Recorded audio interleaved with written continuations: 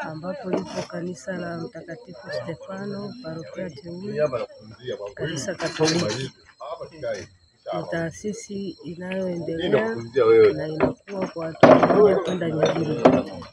Taasisi hii imeanza kuanzia kutoka kwenye kanda kuingia Kigango, na sasa tupo kwenye hatua au ipo kwenye hatua ya Parokia Teule, na baada ya hapo kuendelea kuwa parokia kamili.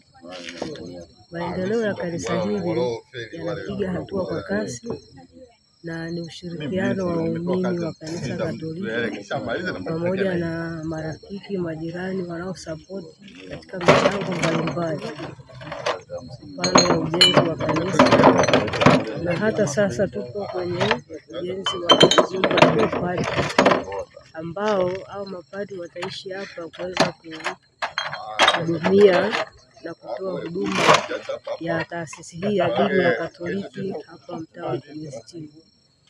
Niwaombe wakazi wote na waumini wa Katoliki waendelee katika michango mbalimbali ili kuwezesha taasisi kukua na jamii kuishi katika maadili ya kumpendeza Mungu. Tunatambua wazi kwamba jamii ili iweze kuongozwa na serikali katika maadili mazuri, ni lazima iwe imekuwa na hofu ya Mungu, na mwanzo wa hofu ya Mungu ni kuanzia kanisani na taasisi nyingine za dini.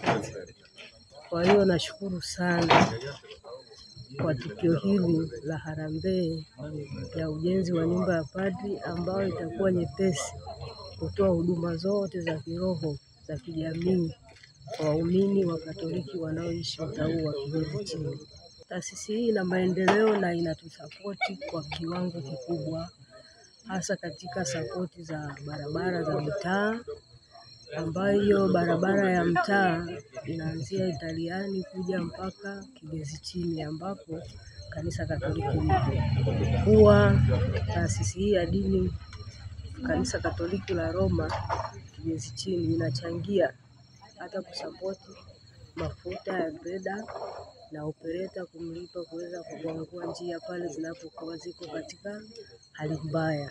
Kabla ya kusubiri serikali kuu, huwa tunatumia wadau.